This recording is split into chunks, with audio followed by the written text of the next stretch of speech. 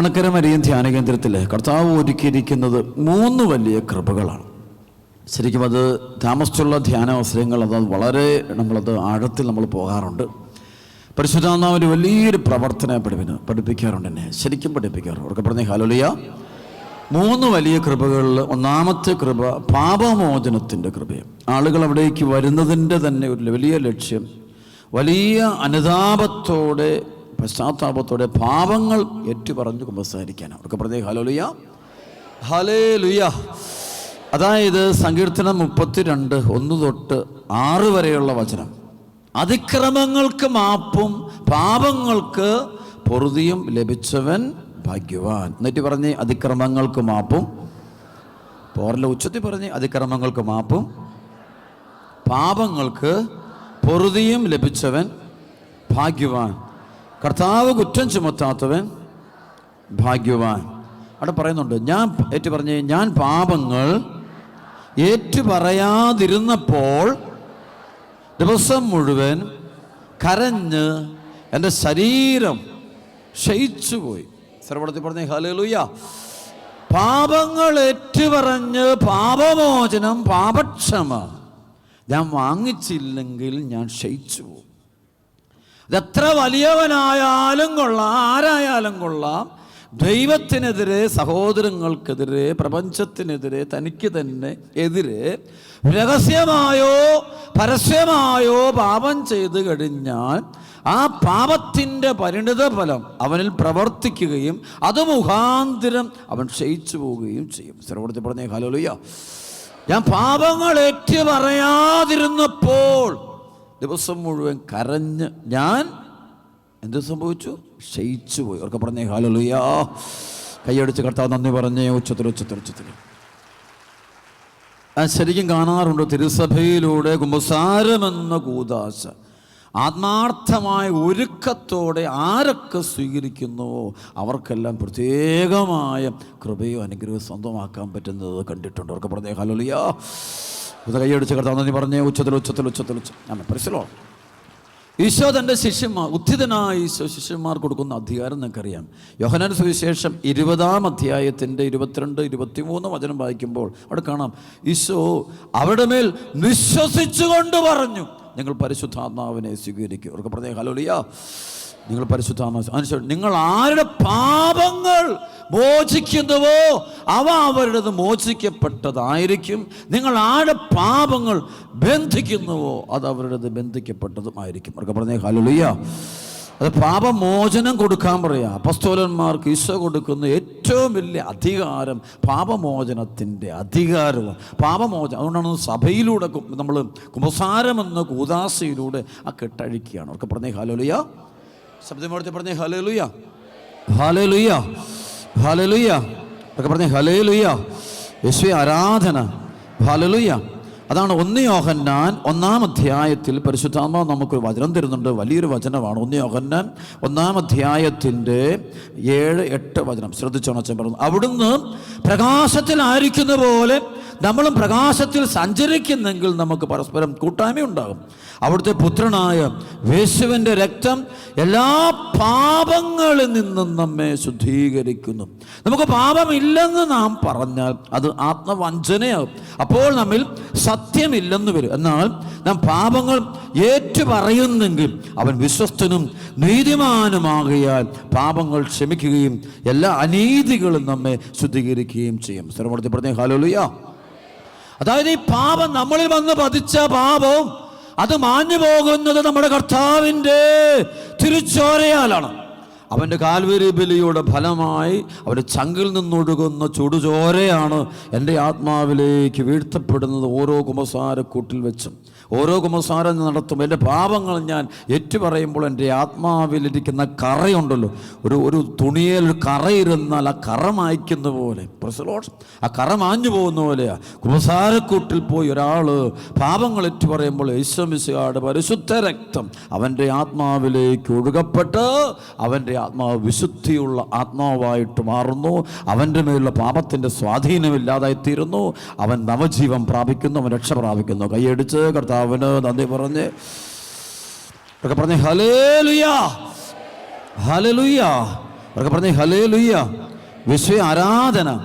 Ephesus ലേഖനം 1:7 അവിടുത്തെ കൃപയുടെ സമൃദ്ധിക്കൊത്ത് നമുക്ക് യേശുക്രിസ്തുവിൽ പാപമോചനവും അവൻ്റെ രക്തം വഴി രക്ഷയും കൈവന്നിരിക്കുന്നു. അവർക്ക് പറഞ്ഞേ ഹല്ലേലൂയ.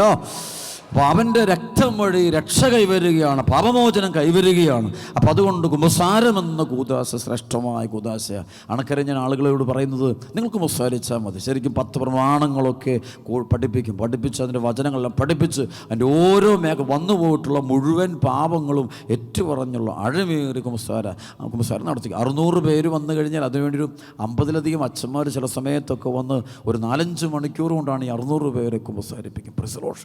അത് കുമ്പസാരിപ്പിച്ച് കഴിയുമ്പോൾ തന്നെ പൈശാചിക ശക്തികൾ ഈ മക്കളെ വിട്ടു. കാരണം പാപത്തിൻ്റെ പാപം മാഞ്ഞു പോകുമ്പോൾ തന്നെ ഉണ്ടല്ലോ അവിടേക്കൊരു പ്രകാശം കടന്നു വരും. അവർക്ക് പറഞ്ഞേ ഹല്ലേലൂയാ, ഹല്ലേലൂയാ. കൈകളടിച്ച് കർത്താവ് നന്ദി പറഞ്ഞേ ഉച്ചത്തില് ഒക്കെ പറഞ്ഞേ ഹല്ലേലൂയാ. ദാനിയേലിന്റെ പുസ്തകം 12-ാം അധ്യായത്തിന്റെ 10-ാമത്തെ വചനമുണ്ട്. അനേകർ തങ്ങളെ തന്നെ ശുദ്ധീകരിക്കുകയും നിർമ്മലരാക്കി വെണ്മയുറ്റവരാക്കുകയും ചെയ്യും, എന്നാൽ ദുഷ്ടർ ദുഷ്ടത പ്രവർത്തിക്കുകയും ചെയ്യും. അനേകർ തങ്ങളെ തന്നെ ശുദ്ധീകരിക്കുകയും തങ്ങളെ തന്നെ വെണ്മയുള്ളവരാക്കുക. അപ്പം നമ്മുടെ ആത്മാവ് വെണ്മയുള്ളതായി തീരണമെങ്കിൽ അത് നമുക്ക് വേറെ വഴികളൊന്നുമില്ല, വേറെ കുറുക്കു വഴികളൊന്നുമില്ല. അത് ഈശോയുടെ പരിശുദ്ധ രക്തം നമ്മുടെ ആത്മാവിലേക്ക് ഒഴുകപ്പെടണം. അത് ഒഴുകപ്പെടുന്ന വേദിയാണ് കുമ്പസാരക്കൂട്. അവിടേക്ക് പോയി നിന്റെ ഹൃദയത്തിൻ്റെ മുഴുവൻ മാലിന്യങ്ങളും നിന്റെ ആത്മാവിൻ്റെ അവസ്ഥ, നീ ചെയ്തു പോയ ഘോരപാപങ്ങളെ ദൈവത്തിനുമുമ്പാകെ നീ ഏറ്റുപറയുന്ന നിമിഷത്തിൽ തന്നെ നിന്റെ ആത്മാവിലേക്ക് കർത്താവിൻ്റെ പരിശുദ്ധ രക്തം സഭയിലൂടെ അപ്പസ്തോലിക കൃപയോട് ചേർന്ന് ഒഴുകപ്പെടുകയാണ്. അവർക്ക് പറഞ്ഞേ ഹല്ലേലൂയ, അവർക്ക് പറഞ്ഞേ ഹല്ലേലൂയ, ഹല്ലേലൂയ. അനേകം വിശുദ്ധരുടെ ജീവചരിത്രം പഠിക്കുമ്പോൾ കാണാം അവർ എല്ലാ ദിവസവും കുമ്പസാരിച്ചിരുന്ന വിശുദ്ധാത്മാക്കളുണ്ട്. മാർപ്പാപ്പന്മാർ എല്ലാ ദിവസവും തന്നെ കുമ്പസാരിച്ചിരുന്നവരുണ്ടെന്നാണ് പറയുന്നത്. സ്ഥലപ്പെടുത്തി പറഞ്ഞ ഹല്ലേലൂയ.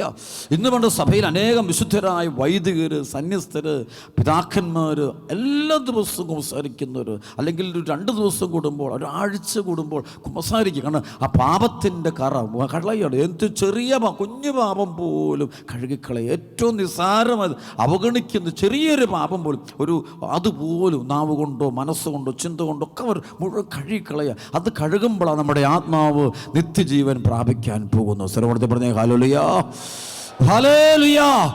ഈ പരിശുദ്ധാത്മ അഭിഷേകം ഒരാളിൽ നിറയണമെങ്കിൽ അവന് പാപമോചനം സംഭവിക്കണം, അവൻ അനുഭവിക്കണമെന്നാണ് വചനം പഠിപ്പിക്കുക. കൈയടിച്ച് കർത്താവ് നന്ദി പറഞ്ഞേ, ഉച്ചത്തിൽ കൈയടിച്ച്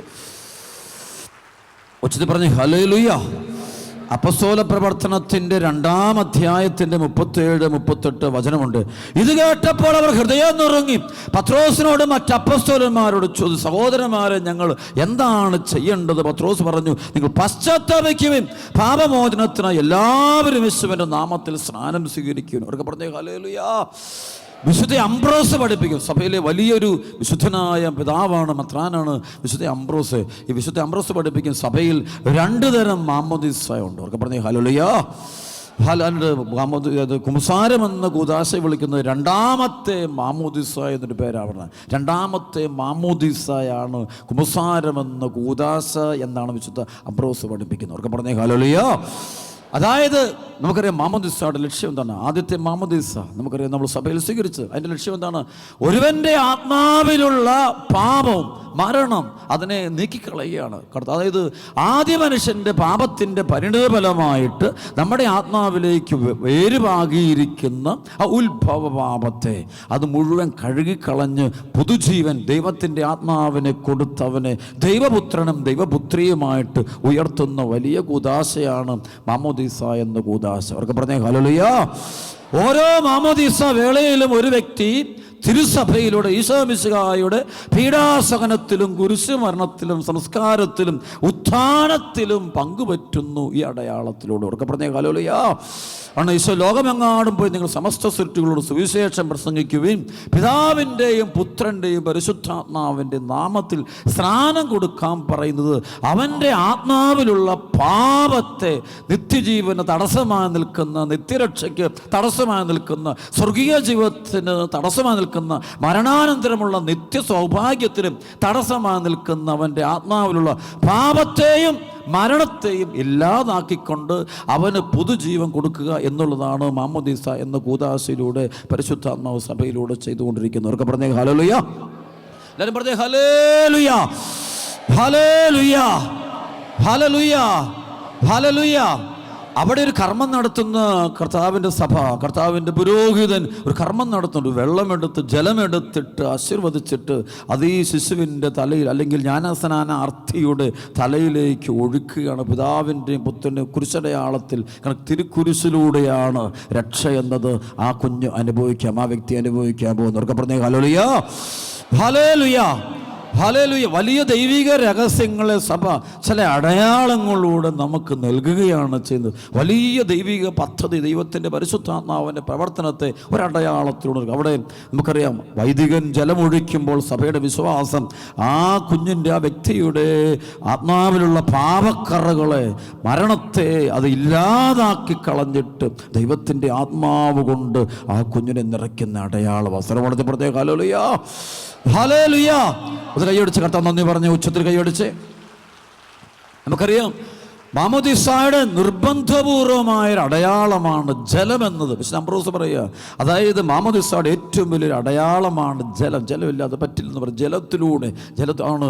വീണ്ടും നമുക്കറിയാം, യോഹന്നാന്റെ സുവിശേഷം 3-ാം അധ്യായത്തിൻ്റെ 1 മുതൽ 5 വരെയുള്ള വചനം വായിക്കുമ്പോൾ ഈശോ നിക്കോദേമോസിനോട് പറയുന്നുണ്ട്, ജലത്താലും ആത്മാവിനാലും വീണ്ടും ജനിക്കുന്നില്ലെങ്കിൽ ഒരുവനും ദൈവരാജ്യത്തിൽ പ്രവേശിക്കുക സാധ്യമല്ല. അവർക്ക് പറഞ്ഞേ ഹല്ലേലൂയ. അവിടെ ജലത്തെ ഒരു അടയാളമായിട്ട്, ഒരു ചാനലിംഗ് ഉപകരണമായിട്ട്, അടയാളമായിട്ട് പരിശുദ്ധാത്മാവ് ഉപയോഗിക്കുക. അവർക്ക് പറഞ്ഞേ ഹല്ലേലൂയ, ഹല്ലേലൂയ. കൈകളടിച്ച് കർത്താവ് പാട്ട് ഉച്ചത്തിൽ.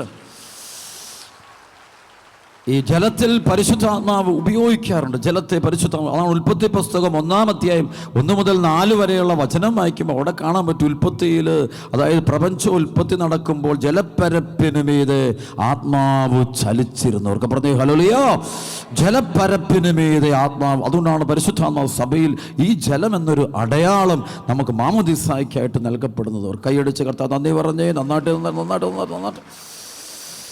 അവർക്ക് പറഞ്ഞേ ഹല്ലേലൂയ. 2 കരം എടുത്ത് ഹല്ലേലൂയ. അപ്പം പുരോഹിതൻ വിശുദ്ധ ജലമെടുത്തിട്ട് ശിശുവിൻ്റെ തലയിൽ, അല്ലെ ജ്ഞാനസ്നാനാർത്ഥിയുടെ ജ്ഞാനസ്നാനം സ്വീകരിക്കാൻ വരുന്ന ആളുടെ മേൽ ഒഴിക്കുമ്പോൾ ആ ആളുടെ ആത്മാവിലുള്ള പാപത്തെ കഴുകി മാറ്റിയിട്ട് ആ ആൾക്ക് ഈശോയുടെ ആത്മാവിനെ, ദൈവത്തിൻ്റെ ആത്മാവിനെ, പുനരുത്ഥാനത്തിൻ്റെ ആത്മാവിനെ, രക്ഷയുടെ ആത്മാവിനെ, അബാപിതാവേന്ന് ദൈവത്തെ വിളിക്കുവാൻ യോഗ്യത നൽകുന്ന ആത്മാവിനെയാണ് ആ കുഞ്ഞിൻ്റെ ആത്മാവിലേക്ക് നൽകുന്നവർക്ക് പറഞ്ഞ ഹല്ലേലൂയ, ഹല്ലേലൂയ, ഹല്ലേലൂയ. അങ്ങനെ അവൻ്റെ പാപം മുഴുവൻ കഴുകി മാറ്റപ്പെട്ട് ദൈവമകനായിട്ട്, ദൈവമകളായിട്ട്, വിശുദ്ധനായിട്ട്, വിശുദ്ധയായിട്ട് ആ വ്യക്തി മാറുകയാണ്. സഭയിലെ അംഗം, ക്രിസ്തുവിൻ്റെ ഭൗതിക ശരീരത്തിൻ്റെ അംഗമായിട്ട് മാറുക. അവൻ കുർബാന സ്വീകരിക്കാൻ യോഗ്യതയുള്ള വ്യക്തിയായിട്ട് തരിക. സഭയിൽ ജീവിക്കാൻ യോഗ്യതയുള്ള ദൈവരാജ്യത്തിൻ്റെ അംഗമായി തരും, ദൈവരാജ്യത്തിൻ്റെ അവയവമായിട്ട് മാറുക. കൈയടിച്ച് കർത്താവിന് നന്ദി പറഞ്ഞേ മക്കളെ. ഒറ്റ വിളി പഠിച്ച് ഹല്ലേലൂയ. അങ്ങനെ ഇരിക്കും നമ്മളെല്ലാവരും തന്നെ ദൈവരാജ്യത്തിൻ്റെ, കർത്താവിൻ്റെ തിരുസഭയുടെ ഭൗതിക ശരീരത്തിൻ്റെ പരിശുദ്ധാത്മാവിൻ്റെ ആലയങ്ങളായിട്ട് നമ്മളെല്ലാവരും മാറിയിരിക്കുക. അതുകൊണ്ട് നമുക്ക് ദൈവത്തിന് കോടാനുകോടി നന്ദി നമുക്ക് പറയാം. അവർക്ക് പറഞ്ഞേ ഹല്ലേലൂയ, ഹല്ലേലൂയ, ഹല്ലേലൂയ. കുമ്പസാരമെന്ന കൂദാശയെ 2-ാമത്തെ മാമോദീസ എന്ന് വിളിക്കുന്നതിൻ്റെ കാരണം കുമ്പസാരക്കൂട്ടിലും അവൻ്റെ അതായത് കർമ്മപാപങ്ങൾ, മാമോദീസായ്ക്ക് ശേഷം ചെയ്തു പോകുന്ന കർമ്മപാപങ്ങൾ മായ്ക്കുന്ന വേദിയാണ് കുമ്പസാരമെന്ന് അതുകൊണ്ടാണ് കുമ്പസാരം. അവിടെയും അവൻ്റെ ആത്മാവിലേക്ക് പതിയപ്പെടുന്ന കർമ്മപാപങ്ങളെ, ജീവിത സാഹചര്യങ്ങളിൽ വരുന്ന പാപങ്ങളെ മായ്ക്കുന്ന ഒരു മാമോദീസ തന്നെയാണ് കുമ്പസാരം എന്നാണ് വിശുദ്ധ അംബ്രോസ് പഠിപ്പിക്കുക. അവർക്ക് പറഞ്ഞേ ഹല്ലേലൂയ. എന്നിട്ട് പറയും, ഒരു കാര്യം കൂടെ ചേർത്ത് പറയും, ആദ്യത്തെ മാമോദീസായിൽ ജലം നിർബന്ധമായ അടയാളമാണ്. അവിടെ 2-ാമത്തെ മാമോദീസായിലും അംബ്രോസ് പറയും, ഒരു ജലം എന്നത് നിർബന്ധമാണ്. അതായത് ആത്മാവ് വിശുദ്ധീകരിക്കപ്പെടണമെങ്കിൽ, പാപത്തിൻ്റെ സ്വാധീനത്തിൽ നിന്ന് പൂർണ്ണമായി മായ്ക്കപ്പെടണമെങ്കിൽ, ക്രിസ്തുവിന്റെ രക്ഷാകരമായ ആ പാപമോചനം ആത്മാവിലേക്ക് ചൊരിയപ്പെടണമെങ്കിൽ അവിടെയും ഒരു ജലം വേണമെന്ന് വിശുദ്ധ അംബ്രോസ് പറയും. പറയുക, രണ്ടാമത്തെ മാമോദീസായിൽ ജലം വേണം. ആ ജലം ഒരു വൈദികൻ തലയിലേക്ക് ഒഴിക്കുന്ന ജലമല്ല, അതൊരുവൻ്റെ കണ്ണുനീരാണ് എന്നാണ് വിശുദ്ധ അംബ്രോസ് പറയുക. അനുതാപത്തിൻ്റെ കണ്ണുനീരൊഴുകുമ്പോഴാണ് യഥാർത്ഥത്തിൽ നിൻ്റെ ആത്മാവിലേക്ക് കുമ്പസാരമെന്ന കൂദാശയിലൂടെ ചൊരിയപ്പെടുന്ന പാപമോചനത്തിൻ്റെ കൃപാവരങ്ങൾ അതിൻ്റെ പരിപൂർണ്ണതയിൽ അഭിഷേകമായിട്ട് മാറുക.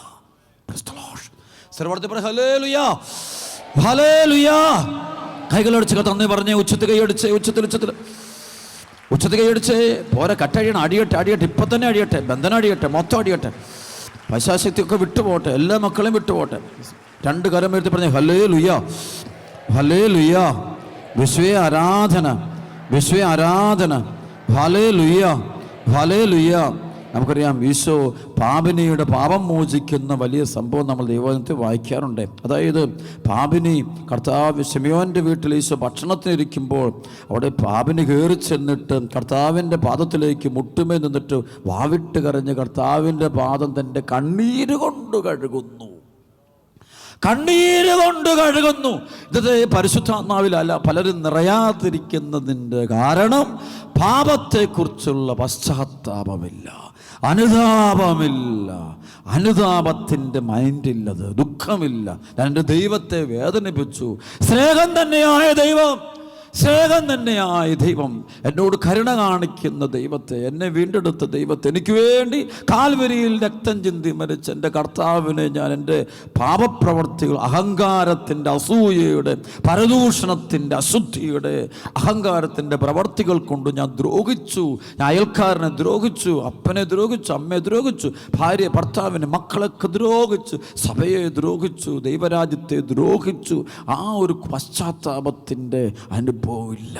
പശ്ചാത്താപം കുറഞ്ഞാൽ അഭിഷേകം കുറവ്. ഏത് കൺവെൻഷന് പോക്കോ, ഏത് ധ്യാനത്തിന് പോക്കോ, എവിടെ പോയാലും പശ്ചാത്താപത്തിൻ്റെ കണ്ണുനീരൊഴുകിയെങ്കിലേ സ്വർഗത്തിൽ നിന്നുള്ള കൃപയുടെ അഭിഷേകം നിൻ്റെ ആത്മാവിലേക്ക് പെയ്ത് ഇറങ്ങിപ്പെടുകയുള്ളൂ എന്ന് നീ തിരിച്ചറിഞ്ഞുകൊള്ളണം. സർവ്വത്തിൽ പറഞ്ഞേ ഹല്ലേലൂയ, രണ്ട് കരപ്പെടുത്തി പറഞ്ഞേ ഹല്ലേലൂയ. ഈ ദുഃഖമുണ്ടാകണം, ആന്തരികമായ ദുഃഖമുണ്ടാകണം. ആ ദുഃഖം ഒരു കുറ്റബോധമല്ല. കുറ്റബോധം എന്ന് വെച്ച് കഴിഞ്ഞാൽ നിരാശയിലേക്ക്, അതാണ് യൂദാസിലുണ്ടായത് കുറ്റബോധമാണ്. പക്ഷെ ദൈവമക്കളുണ്ടാകുന്ന കുറ്റബോധമല്ല, പാപബോധമാണ്. സർവ്വത്തിൽ പറഞ്ഞേ ഹല്ലേലൂയ, രണ്ട് പടത്തിൽ ഹല്ലേലൂയ. 2 കൊരിന്തോസിൻ്റെ 7-ാം അധ്യായത്തിൻ്റെ 9 മുതൽ 12 വരെയുള്ള വചനത്തിൽ പാപബോധവും കുറ്റബോധവും ആ രണ്ടും പഠിപ്പിക്കുന്നുണ്ട്. പാപബോധവും കുറ്റബോധവും തമ്മിൽ വ്യത്യാസം പരിശുദ്ധാത്മാവ് പഠിപ്പിക്കുന്നുണ്ട്. സർവ്വത്തിൽ പറഞ്ഞേ ഹല്ലേലൂയ. പൗലോസ് പറയുക, നിങ്ങളെ ദുഃഖിപ്പിച്ചത് കൊണ്ടല്ല, മറിച്ച് നിങ്ങളുടെ ദുഃഖം പശ്ചാത്താപത്തിലേക്ക് നയിച്ചത് കൊണ്ടാണ്. നിങ്ങളുടെ ദുഃഖം ദൈവഹിത പ്രകാരമായിരുന്നുകൊണ്ട് ഞങ്ങൾ വഴി നിങ്ങൾക്കൊരു നഷ്ടവും ഉണ്ടായില്ല. ദൈവഹിത പ്രകാരമുള്ള ദുഃഖം രക്ഷാകരമായ പശ്ചാത്താപം ജനിപ്പിക്കുന്നു. അതിൽ ഖേദത്തിന് അവകാശമില്ല. എന്നാൽ ലൗകികമായ ദുഃഖം മരണത്തിലേക്ക് നയിക്കുന്നു. സർവ്വത്തിൽ പറഞ്ഞേ ഹല്ലേലൂയ. ദൈവഹിതപ്രകാരമുള്ള ദുഃഖം പശ്ചാത്താപത്തിലേക്ക് നയിക്കുന്നു. തിരിച്ചു വരികയാണ്. ജീവിതത്തെ മാറ്റത്തിന് തയ്യാറാകുക. മദ്യപാനം നിർത്തുന്നതാണത്. പുകവലിക്കുന്നത് നിർത്തുന്നതാണ്. അവൻ്റെ ദൈവഹിതപ്രകാരമുള്ള ദുഃഖം പശ്ചാത്താപത്തിലേക്ക്, വഴിവിട്ട ബന്ധം നയിക്കുന്നവൻ ദൈവഹിതപ്രകാരമുള്ള പശ്ചാത്താപത്തിലാണ് അവൻ നിൽക്കുന്നതെങ്കിൽ ആ ബന്ധത്തിലേക്ക് പിന്നെ ഒരിക്കലും അവൻ എത്തി നോക്കില്ല. പരിശുദ്ധാത്മാവിലുള്ള ദുഃഖം, അതാണ് ആഗ്രഹിക്കേണ്ടത്. പ്രിയപ്പെട്ട മക്കളെ, കൃപാഭിഷേക ശുശ്രൂഷയുടെ യഥാർത്ഥ ലക്ഷ്യം ജനത്തെ, സഭയെ, സഭാമക്കളെ, എന്നെ, നമ്മളെല്ലാവരെയും വിശുദ്ധരാക്കുക എന്നുള്ളതാണ് ഈ ശുശ്രൂഷയുടെ അടിസ്ഥാന ലക്ഷ്യം.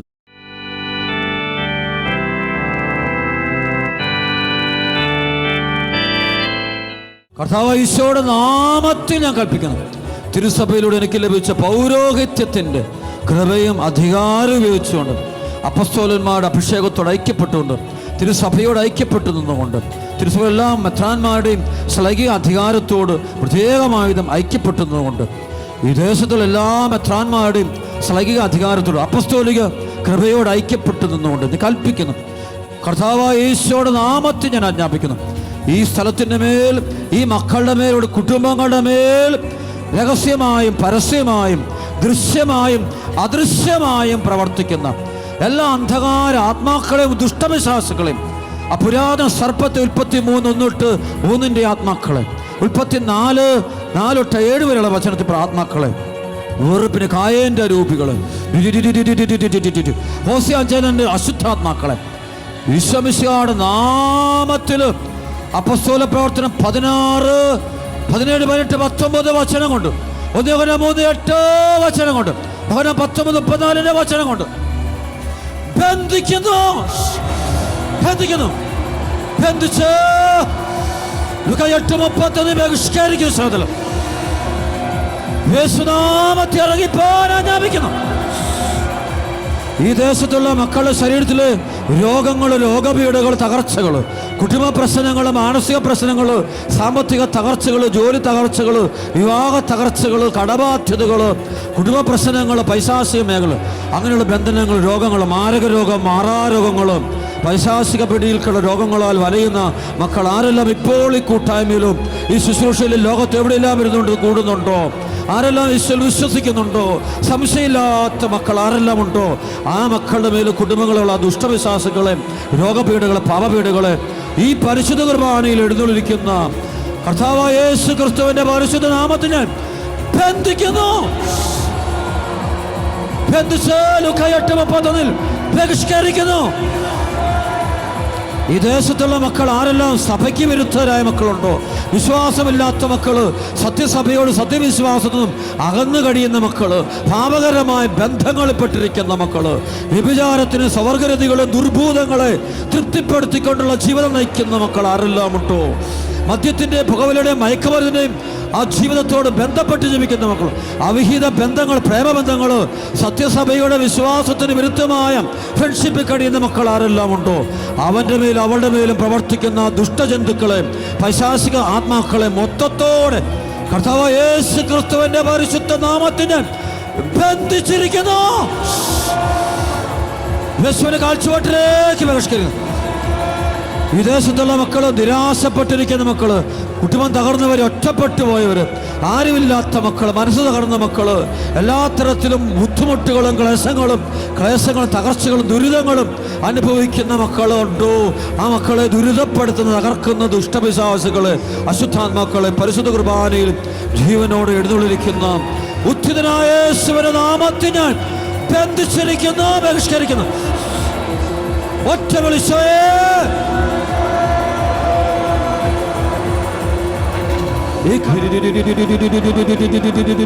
കരങ്ങൾ ഉയർത്തിപ്പിടിച്ച് മക്കളെ കരഞ്ഞ് പ്രാർത്ഥിക്കട്ടെ. എല്ലാ വേദന കൊടുത്ത്, ഒരു 7 നിയോഗം കൊടുത്ത് ഈശോ ഏറ്റെടുക്കുന്നു. യുവാക്കള്, യുവതികള്, അപ്പനമ്മമാര്, മുതിർന്നവര്, വാർദ്ധക്യത്തിൽ പോകുന്നൊക്കെ പ്രാർത്ഥിച്ച്, എല്ലാം പ്രാർത്ഥിച്ച് ഈശ്വരൻ സമർപ്പിച്ച് ഇത് കർത്താവ് നമ്മെ ആശീർവദിക്കാൻ പോകുന്ന വലിയ സമയമാണ്, വലിയ കൃപയുടെ സമയമാണ്. വിഷയം വ്യാപരിച്ചുകൊണ്ടിരിക്കുന്നു. വിശ്വസിക്കുന്ന മക്കള് കണ്ണു തുറന്ന് ഈശോയോട് നോക്കിയിട്ട് ചങ്ക് പൊട്ടി അങ്ങ് ഈശോയെന്ന് വിളിച്ച്, യേശുവെന്ന് ചങ്ക് പൊട്ടി വിളിച്ച്, യേശുവെന്ന് വിളിച്ച്, പോരാ യേശുവേ,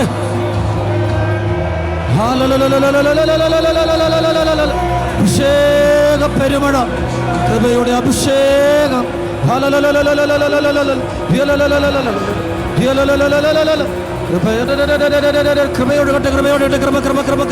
കൃപയുടെ അഭിഷേകം.